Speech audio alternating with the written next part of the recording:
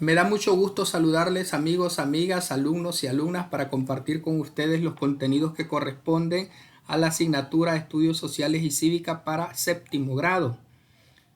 Los contenidos son de acuerdo al programa de estudio que propone el Ministerio de Educación, Ciencia y Tecnología de El Salvador y que están vigentes.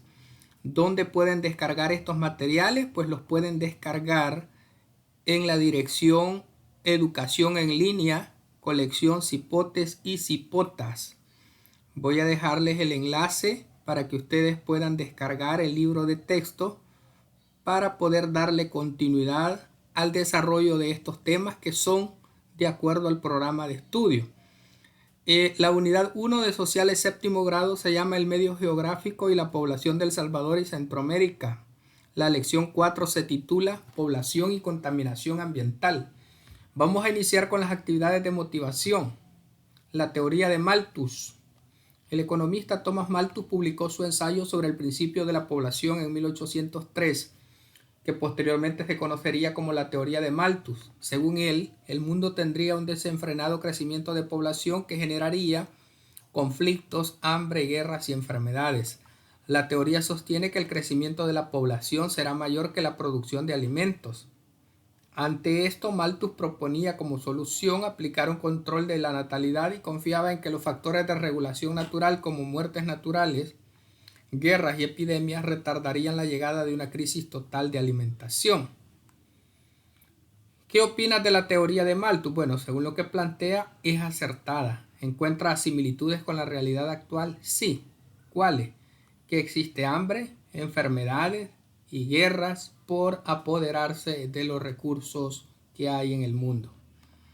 Vamos a continuar con el primer contenido, que es la situación ecológica y poblacional de El Salvador y Centroamérica, la contaminación ambiental.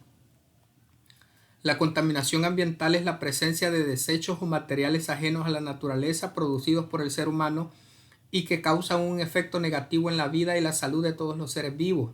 Los problemas más preocupantes surgen en 1970 con la industrialización y los nuevos métodos de agricultura. La utilización de hidrocarburos y metales pesados, además de dañar fuertemente el medio ambiente, causan enfermedades serias en el aparato respiratorio y son una de las principales causas del calentamiento global y del deterioramiento de la capa de ozono. En Centroamérica, la dependencia de la agricultura y el crecimiento poblacional han obligado a la población a deforestar bosques para la siembra de cultivos. El uso de fertilizantes, el crecimiento de la industria y las ciudades, sumado a la falta de preservación ambiental, se han convertido en las principales causas de la contaminación y escasez de recursos naturales en el Istmo. Las emisiones de dióxido de carbono han afectado duramente a la atmósfera. Los contaminantes principales son los productos de procesos de combustión convencional en actividades de transporte, industriales, generación de energía eléctrica, la evaporación de disolventes orgánicos, la presencia de compuestos químicos, emisiones de ozono y las emisiones de ozono. Este fenómeno está relacionado con el grado de industrialización de los países. Continuamos y a continuación tenemos el tema la deforestación y la erosión. La deforestación es la acción de hacer desaparecer las plantas forestales. Esta situación, sumada a las prácticas agrícolas inadecuadas, trae como consecuencia la erosión. Debido a esto, la tierra se vuelve infértil y carece de los nutrientes orgánicos para producir frutos. Además, se vuelve árida y seca. En Centroamérica, estas condiciones de deforestación y erosión ocasionan un proceso de degradación y agotamiento de los recursos naturales. Por ejemplo, en la agricultura, la flora es a menudo removida y quemada para convertir los terrenos en áreas cultivables. El suelo sin capa verde protectora queda expuesto a la lluvia. Esta situación propicia la erosión hídrica. La ganadería también puede ocasionar la erosión cuando las vacas y los caballos pastan en potreros pequeños o en terrenos con pendientes. Se da un pisoteo excesivo de la tierra. Las raíces del pasto mueren y el suelo esponjoso se vuelve duro y compacto. La construcción de viviendas y complejos turísticos no está regulada debidamente y no contempla criterios ecológicos. Se construye sin tomar en cuenta las regiones geográficas. En El Salvador, el 54.8% del territorio se encuentra en estado de erosión. Cada año se pierden más de 4.000 hectáreas del territorio a causa de este problema pues la agricultura, ganadería y las construcciones se han intensificado conforme aumenta la población. Vamos con la actividad 1 de certificación en Centroamérica. El experto guatemalteco de la Unidad Nacional contra la Desertificación y la Sequía, Estuardo Zucchini, aseguró al diario Prensa Libre que el 88% de la superficie de Centroamérica está siendo afectada por la erosión del suelo. También alertó de que al menos el 45% del territorio guatemalteco, unos 50.000 kilómetros cuadrados, está siendo afectado por el deterioro del suelo. Sin embargo, del 12%, equivalente a unos 13.151 kilómetros cuadrados que actualmente están afectados en distintos niveles, un total de 5.130 kilómetros cuadrados están en riesgo alto de desertificación. Para recuperar la cobertura forestal perdida, se necesitan anualmente $10 millones solo en el país centroamericano. Vamos con redacta conclusiones y recomendaciones sobre la desertificación. Investiga las causas y las consecuencias de la desertificación del territorio centroamericano y explica las acciones que deben poner en práctica los ciudadanos para detener la desertificación en Centroamérica. Veamos las respuestas a estas preguntas. Y tenemos a continuación lo siguiente. La erosión, la deforestación y las sequías son esas causas que están afectando en este momento y que producen como consecuencia se producen como consecuencia de la desertificación del territorio salvadoreño. Ahora, las acciones que debemos de poner en práctica son reducir al máximo las acciones para satisfacer sus necesidades, las cuales ocasionan un proceso acelerado de destrucción y deterioro del medio ambiente. Continuamos entonces con la siguiente actividad: propuestas para descontaminar y contrarrestar la erosión y reforestar la comunidad. La evidencia de que muchas actividades humanas han provocado daños al medio ambiente y que estos han alcanzado una escala global ha llevado a que muchas personas, organismos internacionales, no gubernamentales y estados tomen conciencia sobre la necesidad de cuidar el entorno natural. En todo el mundo se han adoptado políticas medioambientales, así como leyes referidas al cuidado del medio ambiente que tienen por objetivo proteger y conservar áreas naturales y especies animales y vegetales, prevenir nuevos daños al medio ambiente, para lo cual realiza una evaluación del impacto ambiental que la actividad humana provocaría en el entorno, recuperar espacios dañados a través de planes de reforestación, delimitación de ruidos o gases contaminantes en las ciudades y purificación de aguas servidas, entre otros. Mejorar los procesos agrícolas y de riego de manera que permitan aprovechar bien el agua, asimismo la introducción de abonos y controles de plagas ecológicas para optimizar las cosechas sin generar contaminación. Disminuir las emisiones de gases contaminantes, reemplazarlas por formas de energía limpia y promover el uso responsable de la energía. Con ello se evita el uso innecesario de recursos del medio y se reduce la contaminación. Crear espacios naturales protegidos para conservar y preservar ecosistemas únicos en el planeta. Vamos con la actividad número 2, el reciclaje. El reciclaje es la transformación de las formas y presentaciones habituales de los objetos de cartón, papel, lata, vidrio, algunos plásticos y residuos orgánicos en materias primas que la industria de manufactura puede utilizar de nuevo. También se refiere al conjunto de actividades que pretenden reutilizar partes de artículos que en su conjunto han llegado al término de su vida útil, pero que admiten un uso adicional para algunos de sus componentes o elementos. Elabora una propuesta, organiza equipos de trabajo y redacta una propuesta destinada a la concienciación, rescate y conservación de los espacios verdes de tu comunidad. Veamos a ver qué propuesta tenemos al respecto. Bueno, se podría realizar una marcha con los jóvenes de la comunidad para motivar a los habitantes a la siembra de árboles, pedir arbolitos a entidades ambientalistas y sembrarlos en las zonas verdes y supervisar el riego continuo, colocar carteles indicando que se cuiden las zonas verdes. Y la otra pregunta o actividad que se nos solicita: planifica la ejecución de la propuesta para impulsar de forma creativa la siembra, el cuidado y el uso de los árboles en la comunidad. Utiliza el símbolo de reciclaje para crear tu propio logo. Bueno, la idea sería que hacerlo en fin de semana con la ayuda de las autoridades y docentes de la institución, entidades como la PNC y la Cruz Roja o Verde, los padres de familia y demás familiares y amistades que quieran ayudar a llevar a cabo dicho plan. ¿De acuerdo? Continuamos entonces con el siguiente contenido: la urbanización y la concentración de la población en El Salvador y Centroamérica.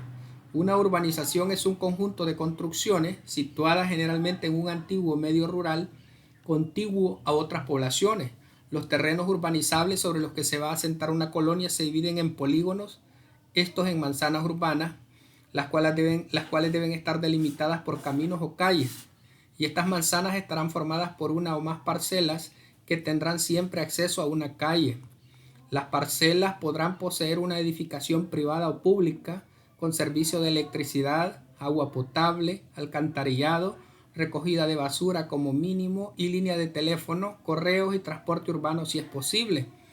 En el caso centroamericano, debido al crecimiento poblacional e industrial, los gobiernos han desarrollado diversos proyectos de construcción de centros urbanos.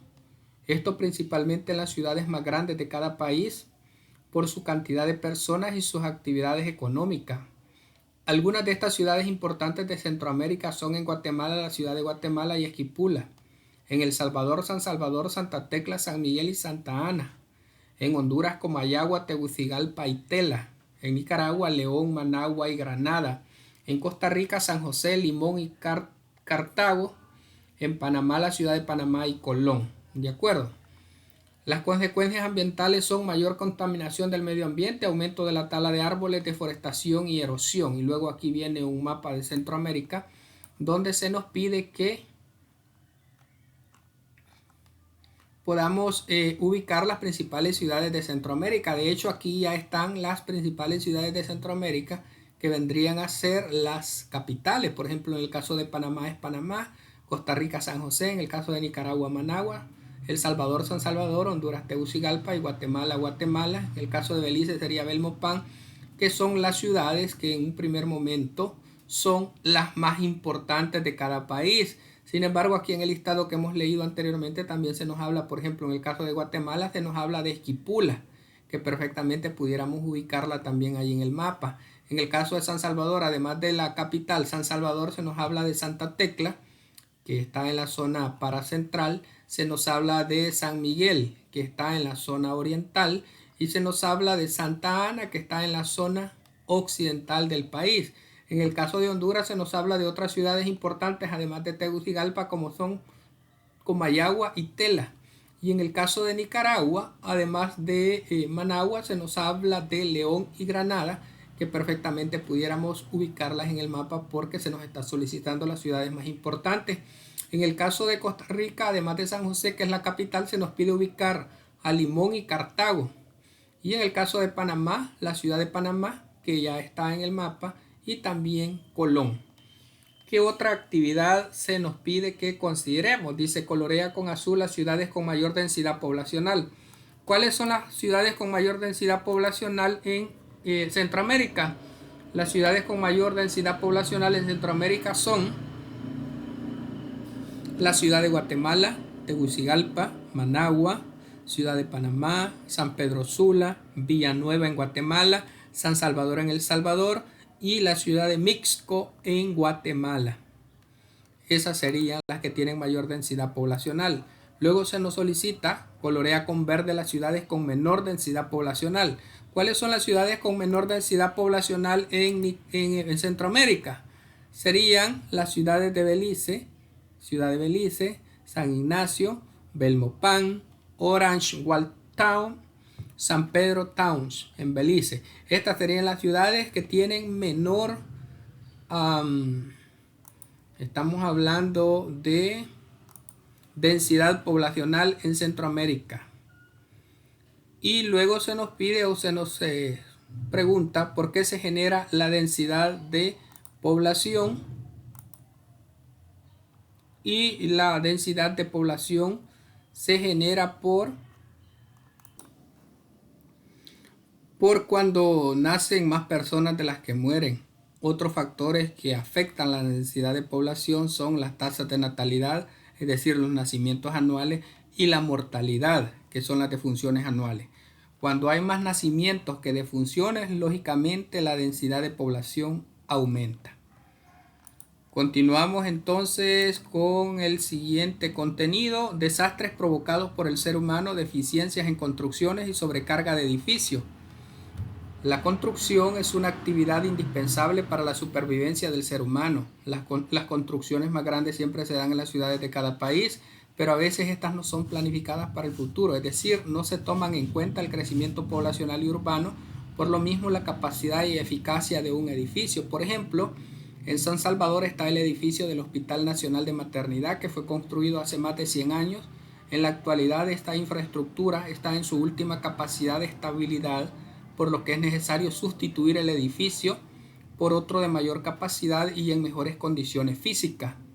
Otro caso similar es el centro penitenciario La Esperanza, San Luis Mariona, el cual desde hace años tiene el problema de sobrepoblación y hacinamiento.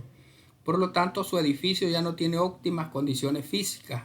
Es necesario sustituir el edificio o reorganizar a la población interna.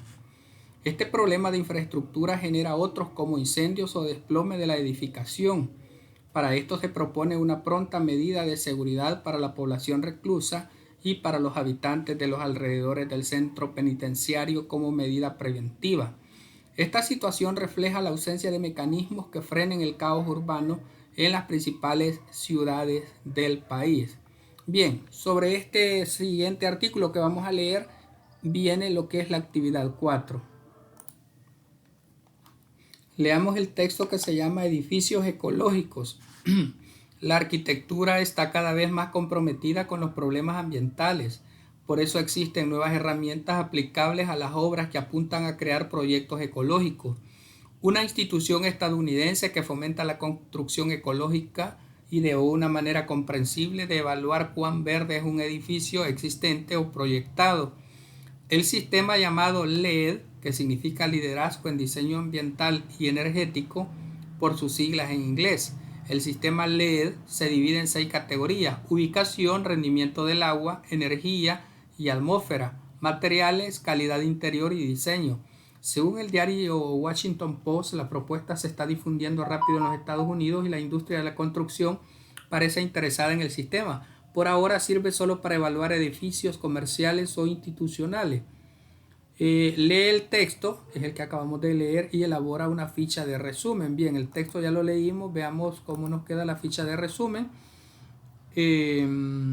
Podríamos decir que la arquitectura está creando proyectos habitacionales ecológicos valiéndose de herramientas novedosas, haciendo uso de la tecnología. Esta iniciativa se está implementando en estos momentos únicamente en Estados Unidos. De acuerdo, veamos la siguiente pregunta. Menciona las ventajas de los edificios ecológicos. Protección al medio ambiente, menos contaminación y reciclaje. Siguiente pregunta. Menciona o enumera las categorías del sistema LED. Enumera las categorías del sistema LED, y las categorías del sistema LED son ubicación, rendimiento del agua, energía y atmósfera, materiales, calidad y diseño. Continuamos entonces con el siguiente contenido: desastres provocados por el ser humano, que es la deforestación. La deforestación es el proceso de desaparición de los bosques forestales, fundamentalmente causada por la actividad humana, tala indiscriminada o quema de árboles accidental o provocada. Cuando se elimina un bosque y el terreno es destinado para la explotación agrícola ganadera, disminuye la capacidad de la superficie terrestre para controlar su propio clima y composición química. Una de las mayores amenazas para la vida del hombre en la Tierra es la deforestación. Desnudar el planeta de sus bosques y de otros ecosistemas como de su suelo tiene un efecto similar al de quemar la piel de un ser humano. Los bosques ayudan a mantener el equilibrio ecológico y la biodiversidad. Limitan la erosión en las cuencas hidrográficas e influyen en las variaciones del tiempo y en el clima.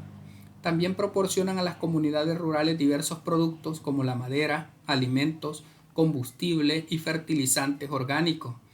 La Conferencia de las Naciones Unidas sobre el Medio Ambiente y el Desarrollo establece que la protección ambiental es una parte integrante de desarrollo, que debería tener como objetivo aliviar la pobreza y lograr un equilibrio entre la eficiencia económica y la sostenibilidad. Según las Naciones Unidas, las medidas encaminadas a frenar el proceso de deforestación deben incluir programas forestales que hagan partícipes a todos los interesados en integrar la conservación y el uso sostenible de los recursos biológicos. Elabora gráficos, vamos con la actividad 5, elabora gráficos o tablas de los países más deforestados, observa el mapa, que tenemos el mapa de Centroamérica, e identifica los países de Centroamérica más deforestados según la FAO. Compara las condiciones de vida con las ciudades que tienen más forestación.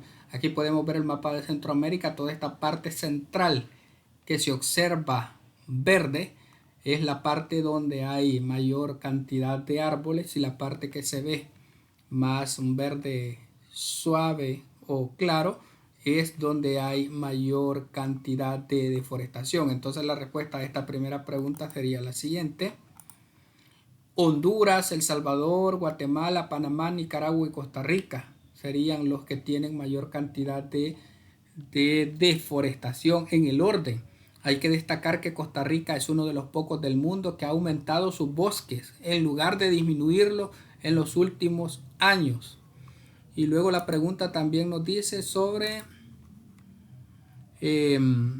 compara las condiciones de vida con las ciudades que tienen más forestación. Las condiciones de vida en ese sentido, la diferencia es el clima, la variedad de especies animales que habitan en las zonas forestadas con respecto a las deforestadas. De acuerdo, veamos la siguiente pregunta que se nos hace sobre esta misma actividad. Reflexiona sobre las causas y consecuencias de la deforestación en la región centroamericana y comenta las causas y consecuencias de la deforestación. Estamos con la muerte de especies animales y vegetales, sequías, desaparición de mantos acuíferos. Luego vamos con la pregunta número 3, la cual dice lo siguiente. Propón por lo menos 10 soluciones para el problema de la deforestación en tu localidad. Y podría ser una forma: por cada árbol cortado, sembrar 3, evitar dejar encendidas fogatas en zonas verdes, rotación de cultivos, evitar la quema de cosechas pasadas, etc. Continuamos entonces con los desastres provocados por el ser humano, es decir, los incendios. El incendio forestal es un tipo de fuego no controlado que se caracteriza por producirse y desarrollarse principalmente en zonas naturales con vegetación abundante.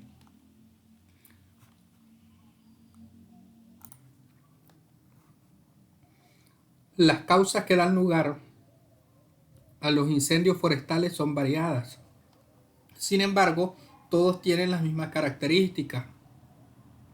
Esto es la existencia de grandes masas de vegetación con periodos prolongados de sequía. El calor solar provoca deshidratación en las plantas que recuperan el agua perdida de la tierra. No obstante, cuando la humedad del terreno desciende a un nivel inferior al 30%, las plantas son incapaces de obtener agua del suelo, por lo que se van secando poco a poco. Este proceso provoca la emisión a la atmósfera de etileno, un compuesto químico presente en la vegetación y altamente combustible.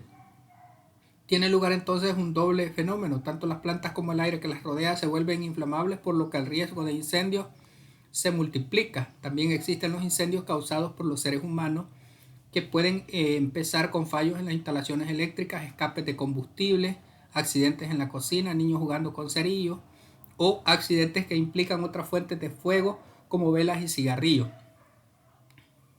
Y luego tenemos un resumen de todas las actividades que hemos venido conversando y platicando a lo largo de la lección. Vamos con la actividad número 6. Pregunta 1. ¿Qué consecuencias producen los incendios? Veamos. Muerte de personas y de especies animales y vegetales, destrucción de reservas forestales y viviendas, contaminación del medio ambiente. Luego hay una segunda pregunta, la cual dice: ¿de qué manera podemos evitar los incendios forestales? Bueno, no dejar encendidas fogatas, no tirar cigarrillos encendidos sobre la maleza. Y por último tenemos el ejercicio de autocomprobación, donde nos pide que leamos cada una de las cuestiones planteadas y subrayemos la letra que corresponde a la respuesta correcta. Tenemos 4 preguntas. En la primera se nos dice: al proceso de desaparición de bosques se le conoce como, estaríamos hablando de deforestación. Pregunta 2, a los fuegos descontrolados en las zonas vegetales se les llama incendio forestal. Pregunta 3, las construcciones de urbanizaciones traen como consecuencia el deterioro de la capa de ozono. Y la pregunta 4, las consecuencias de la erosión son la infertilidad de las tierras. Y por último tenemos la ventana donde está la deforestación de la Amazonia. Científicos de la institución Carnegie Washington han descubierto que las actividades humanas están degradando la selva amazónica al doble del ritmo estimado previamente. La Amazonia es considerada la cuenca fluvial más grande del mundo.